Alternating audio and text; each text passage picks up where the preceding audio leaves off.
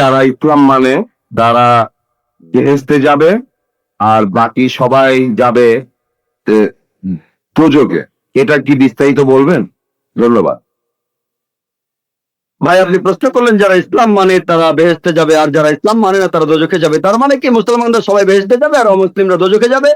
ভাই, কি করলে বেহেশতে যাবেন সেই কথাটা রয়েছে সূরা আসরে 1 নম্বর আয়াত থেকে 3 নম্বর আয়াতে বলা হয়েছে, ইন্নাল ইনসানা ফি খুসর ইল্লাল্লাযিনা আমানু ওয়া আমিলুস সালিহাতি ওয়া তাওয়াসাউ বিল হাক্কি ওয়া তাওয়াসাউ বিস সাবর।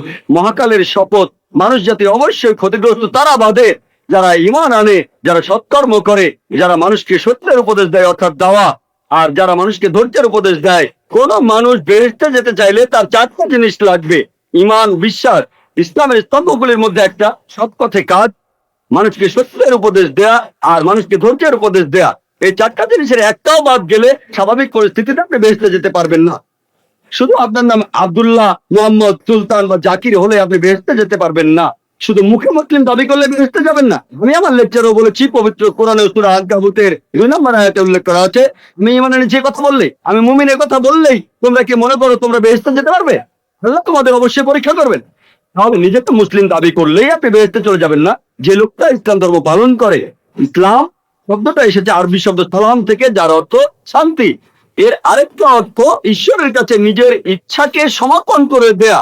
যে লোক আল্লাহর কাছে নিজের ইচ্ছাকে সমর্পণ করে দেয় সেই হলো মুসলিম। তাহলে যে লোক ঈশ্বরের কাছে নিজের ইচ্ছাকে সমর্পণ করে, তার নাম যাই হোক না কেন, সে বেহেশতে যাবে। তাহলে বেহেশতে যেতে হলে ঈমান থাকতে হবে। সবগুলো স্তম্ভের কথা বলেছি। একজন সৃষ্টিকর্তা আছেন, নবী রাসূল আছেন, তারপর পরকাল আছে, কিতাব আছে, ইত্যাদি। ভালো সব কাজ করা, আর মহান স্রষ্টার কাছে নিজের ইচ্ছাকে সমর্পণ করা। আপনি যদি স্রষ্টার কাছে নিজের ইচ্ছাকে সমর্পণ করেন, আরবিতে সেটাকেই বলা হয় ইসলাম ধর্ম। তার মানে এই না যে আপনি পাকিস্তান বা সৌদি আরবে থাকলে বেহেশতে যাবেন না। সৌদি আরবের সব লোক আর পাকিস্তানের সব লোক আল্লাহ মালুম, তিনি জানেন সবাই বেহেশতে যাবেন কিনা। তাহলে সেই লোকগুলোই বেহেশতে যাবেন যারা আল্লাহ তাআলার নির্দেশগুলো মেনে চলে, যে আল্লাহ তাআলার নির্দেশগুলো মেনে চলে। আর আমি আমার লেকচারে বলেছি, যদি আপনারা ঈশ্বরের এই নির্দেশগুলো মেনে চলেন, শুধুমাত্র নাম দিয়ে নিজেদেরকে মুসলিম বা মোহাম্মদ বা আব্দুল্লাহ বলে আপনারা বেহেশতে যেতে পারবেন না। নাম বদলানো এখানে আবশ্যিক নয়। একটা নাম গ্রিন, এটা মুসলিম নাম নয়, এই নাম নিয়ে আপনি বেহেশতে যেতে পারবেন না এমনটা নয়। ইনশাআল্লাহ তিনিও বেহেশতে যাবেন, তিনি মুসলমান হয়েছেন, আগে খ্রিস্টান ছিলেন। তাহলে নাম দিয়ে বেহেশতে যাবেন না, ভালো কাজ থাকলে যাবেন। ঈমান, সত্য, মানুষকে সত্যের উপদেশ দেয়া, ধৈর্যের উপদেশ দেয়া। যদি ভালো কাজ করেন, আপনার ঈমান থাকে, মানুষকে সত্যের আর ধৈর্যের উপদেশ দেন, ইনশাআল্লাহ তাহলে সেই লোক বেহেশতে যেতে পারবে। আশা করি উত্তরটা। ইসলাম শব্দটা এসেছে আরবি শব্দ সালাম থেকে, যার অর্থ শান্তি। এর আরেকটা অর্থ ঈশ্বরের কাছে নিজের ইচ্ছাকে সমর্পণ করে দেয়া। যে লোক আল্লাহর কাছে নিজের ইচ্ছাকে সমর্পণ করে দেয় সেই হলো মুসলিম। তাহলে যে লোক ঈশ্বরের কাছে নিজের ইচ্ছাকে সমর্পণ করে, তার নাম যাই হোক না কেন, সে বেহেশতে যাবে। তাহলে বেহেশতে যেতে হলে ঈমান থাকতে হবে।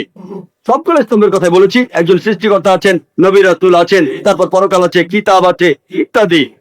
ভালো সব কাজ করা, আর মহান স্রষ্টার কাছে নিজের ইচ্ছাকে সমর্পণ করা। আপনি যদি স্রষ্টার কাছে নিজের ইচ্ছাকে সমর্পণ করেন, আরবিতে সেটাকেই বলা হয় ইসলাম ধর্ম। তার মানে এই না যে আপনি পাকিস্তান বা সৌদি আরবে থাকলে বেহেশতে যাবেন না। সৌদি আরবের সব লোক আর পাকিস্তানের সব লোক আল্লাহ মালুম, তিনি জানেন সবাই বেহেশতে যাবেন কিনা।